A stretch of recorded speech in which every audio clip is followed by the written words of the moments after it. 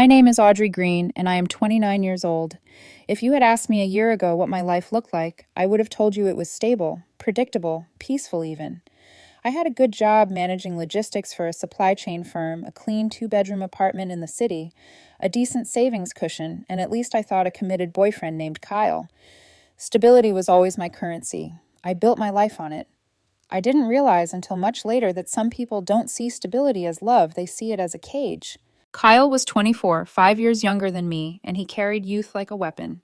He had that shimmering, intoxicating energy that made everyone look at him when he walked into a room. Online, he was even brighter. His Instagram was a curated museum of thirst traps, gym selfies, and captions quoting songs about being untamable. He chased attention like oxygen, and I let myself become the steady background that made his spotlight glow brighter. When we were alone, he could be soft, charming even. There were nights on the couch where he'd rest his head on my shoulder and talk about his childhood, the fears he never told his friends, the dreams he had of becoming someone big. Those were the moments that hooked me. Those were the moments that made me believe I was building a life with him. But outside our apartment, Kyle changed. The shift wasn't loud. It was subtle. A side eye when I didn't comment fast enough on a photo he posted. A sigh when I told him I'd rather cook dinner together than go out. A half-joking jab about me being a grandma because I preferred nights in after running 60-hour work weeks. And then there was Jared. Jared was Kyle's newly single best friend, the kind of guy who believed chaos was a personality trait. He had just been dumped by a woman he treated like decoration, and instead of growing from it, he decided to drag everyone down with him. Jared had a talent for stirring Kyle's insecurities like a spoon, swirling sugar into hot tea. "You can't let her control your youth," Jared would say. "You need to get out, man. Live." I never controlled Kyle. He never asked permission for anything. But Jared planted the idea that because I didn't want to go out every weekend, I was somehow suffocating him. And Kyle, desperate to feel untamed, ate it up. The tension simmered for months. First, Kyle started posting photos I'd never seen him take, shirtless mirror shots, poses that were clearly meant to attract attention. When I asked about them, he'd roll his eyes. "It's for engagement, Audrey. God, relax. You're so serious all the time." Serious, boring, stable. That was my role in his script. But the little things grew into big things, and soon enough, every disagreement ended with him accusing me of being insecure even when all I wanted was respect.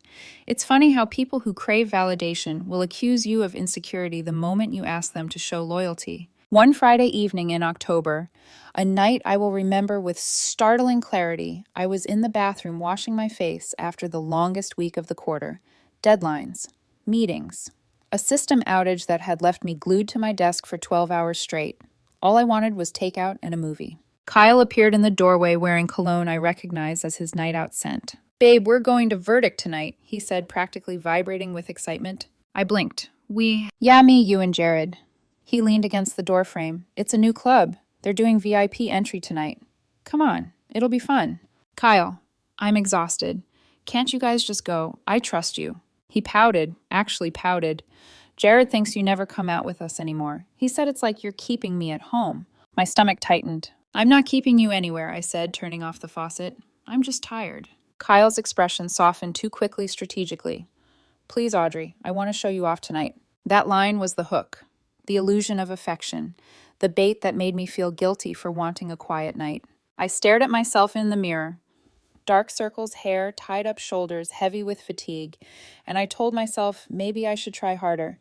Maybe I should bridge this gap between us.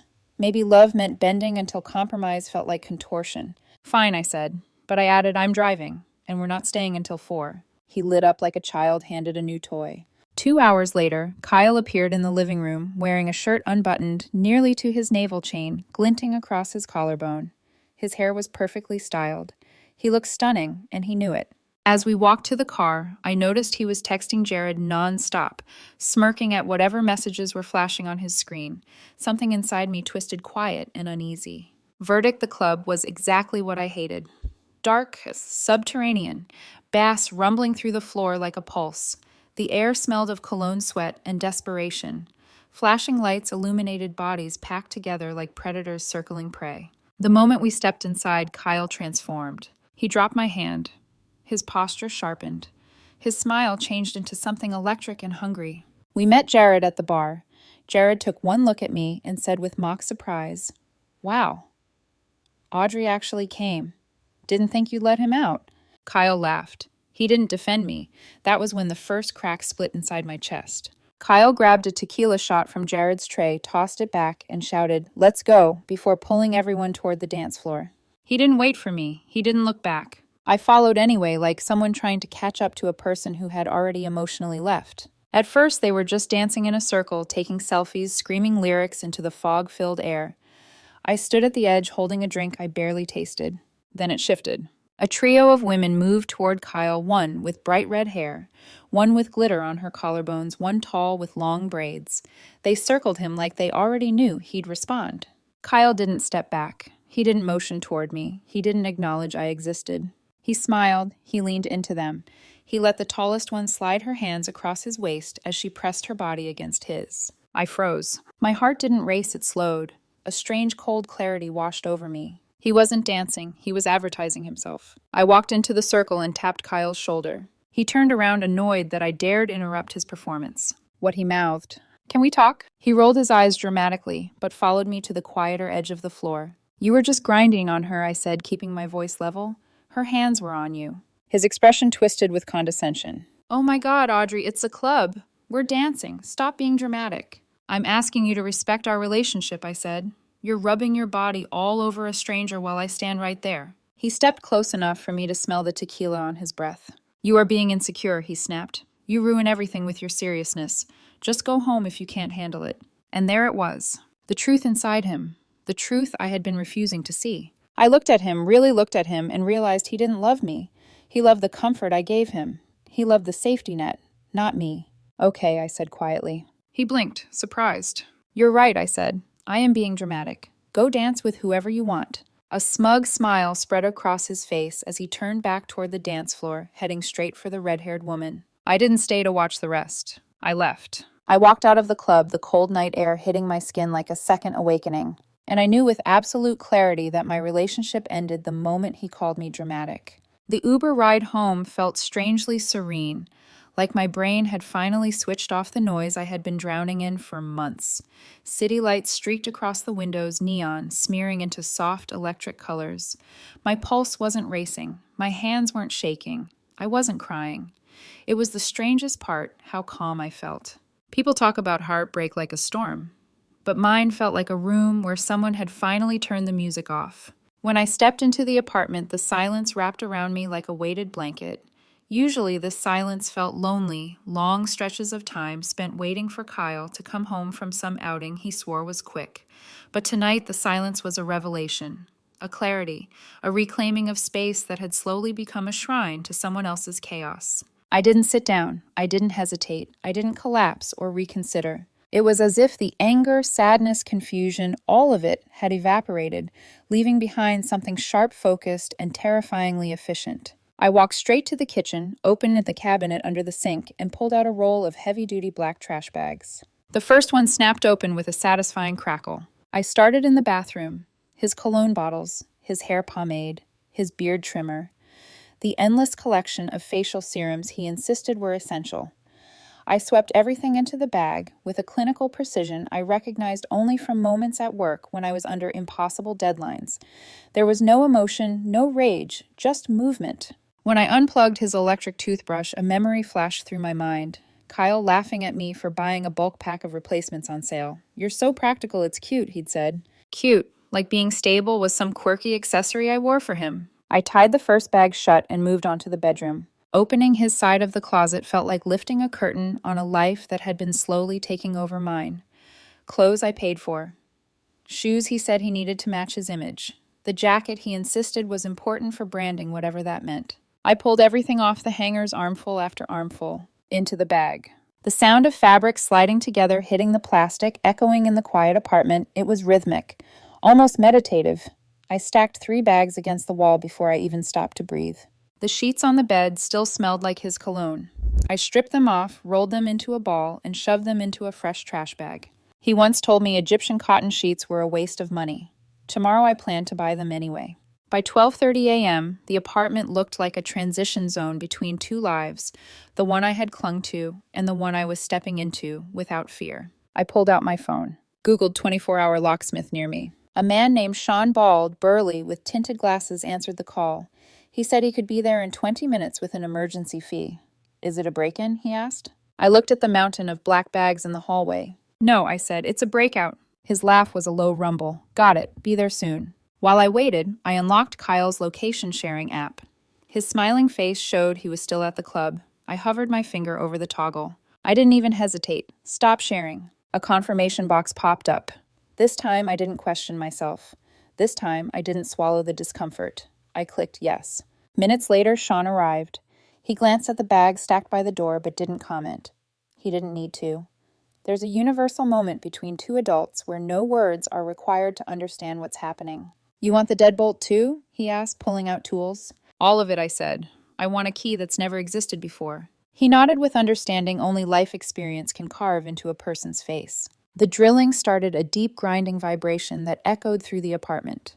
The sound was oddly soothing, like something unwanted was being carved out of my life, a rotten tooth removed from the nerves. While Sean worked, I taped a lined piece of printer paper to the counter and uncapped a thick black marker. My hand hovered above the blank page. For a moment, I considered writing a long explanation. Something emotional, something detailing every wound inflicted by his selfishness, every subtle humiliation, every time he made me feel invisible. But a long letter implied he deserved a conversation, a negotiation, a chance to explain. He didn't. So I wrote 2 simple sentences. Dance with whoever you want, just not in my apartment anymore. When Sean finished, he handed me 2 brand new keys, shiny, heavy, and cold, in my palm. They felt like something symbolic. Ownership, boundaries, freedom. Good luck, he said before leaving. Thank you, I answered. I think luck finally caught up. After the door closed behind him, I walked out into the hallway and arranged the trash bags neatly beside the elevator door. I didn't throw anything or break anything. This wasn't revenge, it was closure. Everything he owned was there, visible, honest, undeniable. I taped the note onto the largest bag at eye level. Then I stepped back inside and locked the newly installed deadbolt, sliding the chain into place. I poured myself a glass of whiskey, not the cheap brand Kyle liked, but the one I bought for special occasions. Turns out, ending a toxic relationship is the special occasion. I sat on the couch with the drink in hand and let the silence settle around me. No shouting, no accusations, no apologizing for things I didn't do. Just stillness. When 2 a.m. arrived, I went to bed and fell asleep immediately, a deep, peaceful sleep I hadn't felt in years. The next morning, sunlight spilled through the blinds like a soft invitation to a new life. I made coffee, I scrambled eggs. I listened to a podcast, something I hadn't been able to do without Kyle oversharing opinions in the background. And then at exactly 11:15 a.m., I heard the hallway elevator ding. Footsteps, a pause, a sharp inhale. Then, scrape, jiggle, shove. The new key didn't turn. What the, I heard Kyle mutter. Then a pounding. Audrey. Audrey opened the door. The key isn't working. I took a slow sip of coffee. This was the part I had been ready for. I walked to the door, unlocked the deadbolt, and pulled it open just 4 inches, the chain still secured. Kyle stood there, mascara-smudged hair, disheveled, still wearing the same button-down from the night before. He looked like a man hit by reality at full speed. Behind him, all his things sat in black bags exactly where I put them. "What is this?" he demanded, eyes wide. "Why are my clothes in trash bags? Is this some kind of joke?" I looked at him with a clarity I'd never felt toward him before. "It's not a joke, Kyle," I said. "It's a move out." Kyle didn't take the door chain rejection gracefully. At first he went silent, stunned like his brain couldn't compute that the stability he had taken for granted simply ended. Then came the anger, the pounding, the frantic rattling of the handle. Audrey opened the door. "Are you seriously doing this? Overdancing?" His voice cracked pathetically on the last word, and I couldn't help but notice the irony. His fun, his validation, his performance from the night before it had vanished the moment consequences entered the room. But I didn't respond. Not then. Not when he shouted, not when he slid into pleading, and certainly not when he tried to charm his way back in with the same lines that used to work on me. The truth was simple. There was nothing left to discuss. Eventually, he stopped yelling. I heard him slump against the hallway wall, mutter something under his breath, then start hauling his bags toward the elevator. The dragging sound echoed down the hallway like the last unraveling thread of our relationship. After the elevator doors closed, I exhaled a breath I didn't realize I'd been holding. Peace. A strange, undeniable peace. The fallout, however, didn't wait long. By late afternoon, my phone buzzed with a message from Lena, a mutual friend. Hey, did you see Kyle's story? I hadn't. Kyle had blocked me, apparently eager to control the narrative, but I didn't need to see it. I already knew what type of story he'd post. Kyle never took responsibility if he could weaponize sympathy instead. Still, curiosity nudged me. I logged into a private burner account I used to quietly follow travel bloggers and recipe pages. Kyle's profile popped up instantly, his public persona always perfectly curated. And there it was. A video of him sitting on Jared's stained couch, eyes red and face drawn. He stared into the camera like some tragic romantic hero. The text overlay read, "Got kicked out by the person I trusted most. Thrown out like garbage. Narcissists always reveal themselves." Then a crying emoji, a broken heart emoji, and the final blow, #homeless, #survivor, #betrayed. I almost laughed. Kyle, who cheated respect the way others cheat diets, was now painting himself as prey. His inbox must have been flooded sympathy from strangers, validation from acquaintances, and the inevitable chorus of people who believed anything presented with a sad filter and a pity-pleading caption. But what stood out in the video wasn't the melodrama. It was the background. Jared's apartment looked like the inside of a disaster movie. Pizza boxes stacked on the counter, clothing everywhere, a cat perched on the back of the sofa licking itself aggressively. The place screamed chaos. Kyle didn't look like a victim. He looked like someone who had discovered that freedom came with a price he never planned to pay. I didn't comment on the video. I didn't post my side. I didn't defend myself at all. Experience taught me something valuable. When you respond to lies, you often look guilty. When you stay silent, liars eventually expose themselves. And expose himself he did faster than I expected. The next morning, I received a message from Sean, a coworker who had been at the same club that night. His text was brief, but powerful. Saw Kyle's story. Honestly, you handled it better than anyone would have. The way he was dancing with those girls, he should be embarrassed. And then another message from Lena. Someone recorded him flirting hard last night. It's going around. Within hours, I was seeing the clips from multiple accounts. The red-haired woman draping herself over him. Kyle lifting her by the waist during a dance move. Another woman tugging at his shirt while he leaned down to whisper something into her ear, grinning. The internet has no loyalty, especially not to men who humiliate their partners publicly. While Kyle tried to paint me as a villain, the receipts were already circulating, and people weren't buying his narrative. The comments under his pity post shifted quickly. Dude, weren't you grinding on like 3 women last night? I saw the videos. You kinda did this to yourself. You're not homeless. Stop being dramatic. Bro, she didn't throw you away. She threw the trash behavior away. Kyle deleted the story by noon, but the damage to his reputation, not mine, was done. That week became a study in contrasts. Kyle's life fell apart. He discovered that Jared's apartment wasn't a temporary hideout. It was a sinkhole.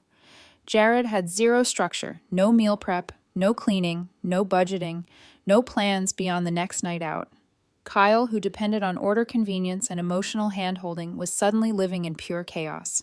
And Jared wasn't tender with him either. By day 3, Kyle was complaining in voice notes to mutual friends. Jared's place is disgusting. There's no food here except cereal. I can't sleep on this couch anymore. Why did Audrey lock me out? It was one night. One night. Sympathy for him dwindled fast. When Kyle tried flirting with women online again, an attempt to fill the void, he didn't find what he was looking for. The flashy confidence he wore like armor had cracks in it now. The women who once entertained him weren't interested in a man bouncing between couches, complaining on social media, and clearly struggling. Validation, once easy for him, suddenly dried up. Meanwhile, my life bloomed. Without Kyle's chaotic orbit draining me, I found quiet joys returning. I started waking up early, not because I had to, but because the mornings felt gentler. I made real breakfast instead of grabbing whatever Kyle hadn't eaten. I cleaned the apartment once and it stayed clean. I worked without being interrupted every hour by dramatic texts. Even my coworkers noticed the difference. You seem lighter, one said during a break. Did something good happen? Yes, something very good happened. I had reclaimed myself. I began going to the gym again, rediscovering the steady rhythm of my old routines. I reconnected with friends I hadn't been able to see because Kyle always complained they were boring. I bought the Egyptian cotton sheets I wanted. I rearranged the furniture the way I liked, not the way Kyle insisted was aesthetic. Life became simple, predictable, mine. And that was exactly why I wasn't surprised when Kyle reached out again. Desperation always circles back to where stability lived, but I wasn't prepared for how he'd return. It happened 6 weeks later. A cool Tuesday evening, sun setting in soft streaks across the gym parking lot, my muscles sore in the best way after a brutal session. I was unlocking my car when a familiar voice cut through the air. Audrey. I turned. Kyle was standing there. Not the polished, charismatic Kyle I once fell for, but a diminished version. Worn hoodie, messy hair, dark circles under his eyes. Nothing performative, nothing curated. Just a man who had lost everything he thought he was entitled to. Can we talk? He asked, voice trembling. And in that moment, I knew. He didn't come to apologize. He came because his world finally collapsed, and he hoped I would catch him before he hit the ground. Kyle didn't move closer right away. He stood there in the fading light of the parking lot, shifting from one foot to the other like a child waiting to be scolded.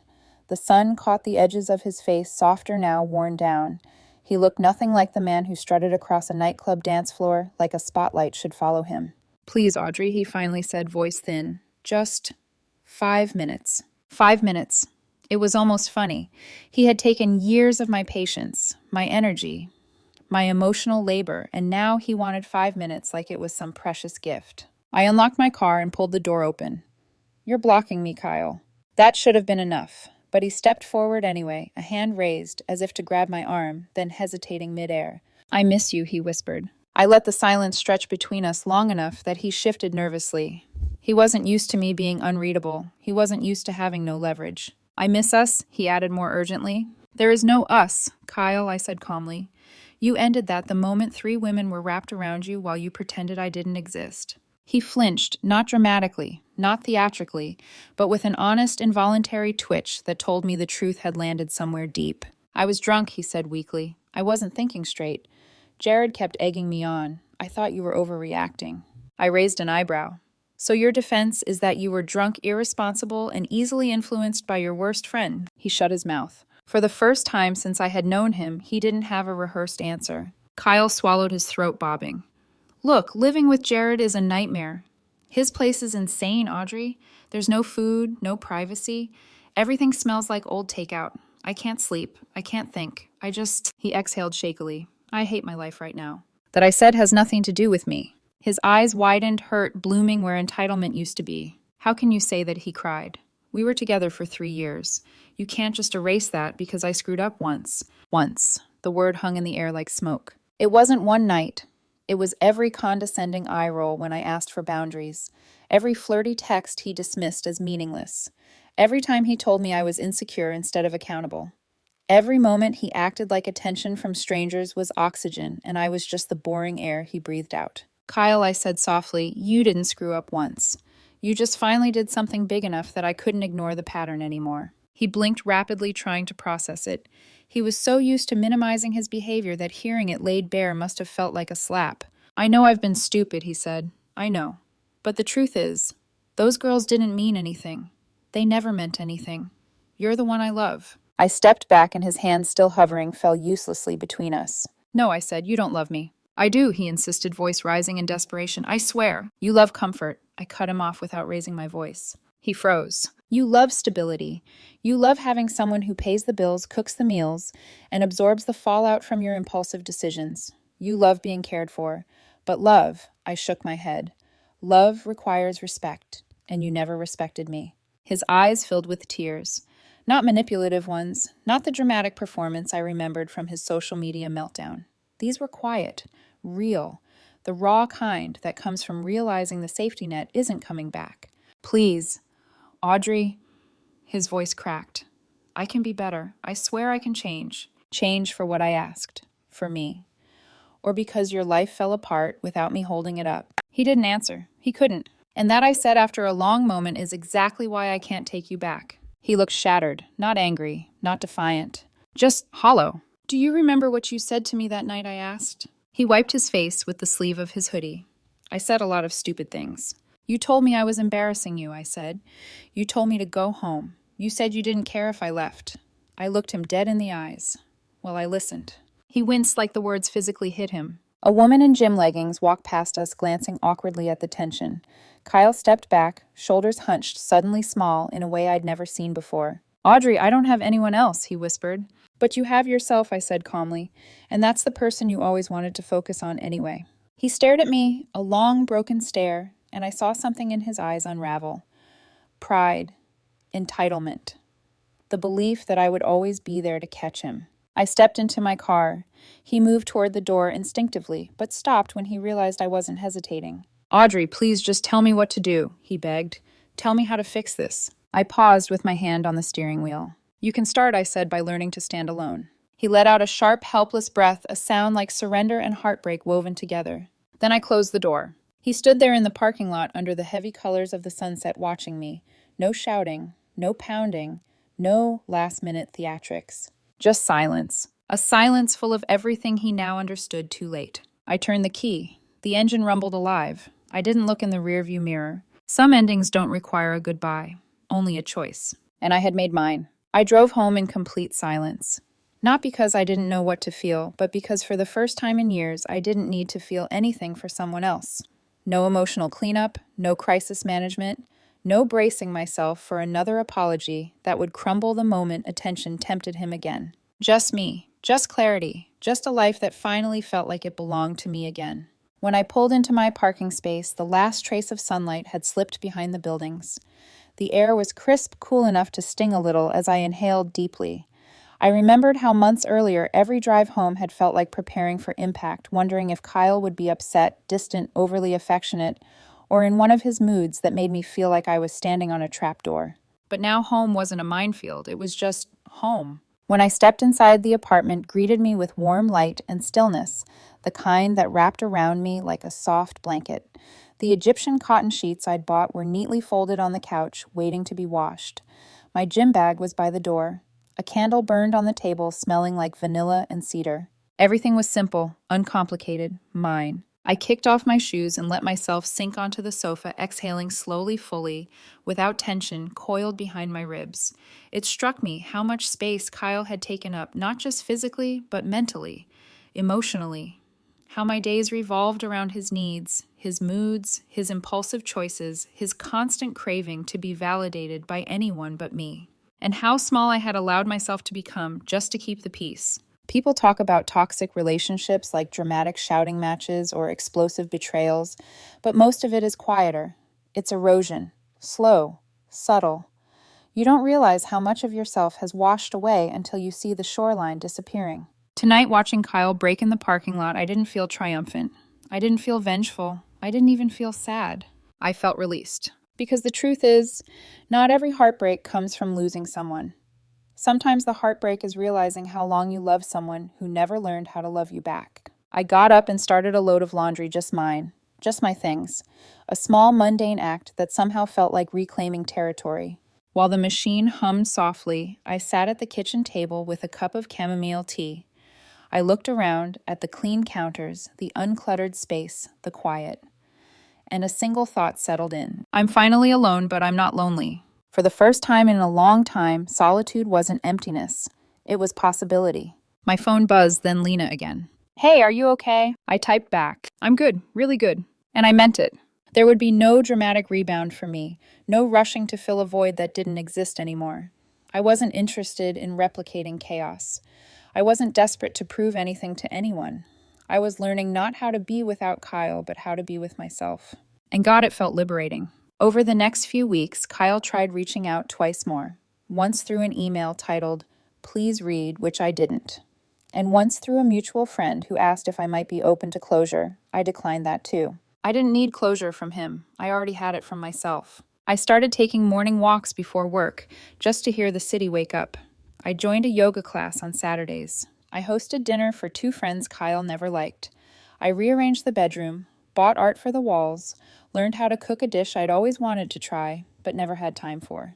Little by little, my life stretched into a shape that felt genuine, balanced, easy to breathe in. But the biggest transformation wasn't external. It was the moment I realized I would never again apologize for wanting respect, and I would never twist myself into someone's emotional cushion just because they were afraid to stand on their own feet. Loving someone shouldn't feel like constantly holding your breath. I learned that the hard way, and I learned it well. One night, weeks after seeing Kyle in the parking lot, I stood by the window, looking out at the city lights.